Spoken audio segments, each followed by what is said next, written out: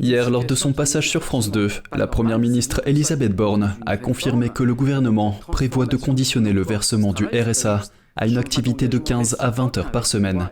Elle a déclaré que cette mesure vise à aider les bénéficiaires du RSA à trouver un emploi. Il ne s'agit pas de les faire travailler sans les payer, il s'agit de leur permettre de découvrir des métiers, il s'agit de leur permettre de se former quand ils en ont besoin, et c'est ça les 15 à 20 heures d'activité dont on parle.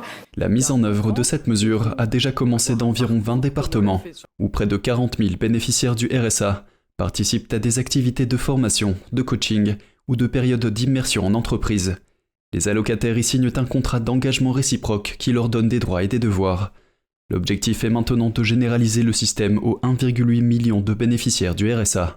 Cependant, cette initiative a suscité des critiques de la part de certains experts tels que Martin Hirsch, ancien directeur de la PHP, qui la considère comme une régression sociale. Il a exprimé ses préoccupations concernant la possibilité de transformer les allocataires en main-d'œuvre sans droit. C'est-à-dire que on s'est battu, Sarkozy l'avait compris, Hollande l'avait compris, pour que les allocataires du RSA, quand ils reprennent du travail, toute heure de travail mérite salaire. Est en face une fiche de salaire, les droits sociaux qui vont avec et le revenu d'un salaire. La mesure sera l'un des points clés du débat autour du projet de loi sur le plein emploi qui sera examiné à l'Assemblée nationale avant l'été.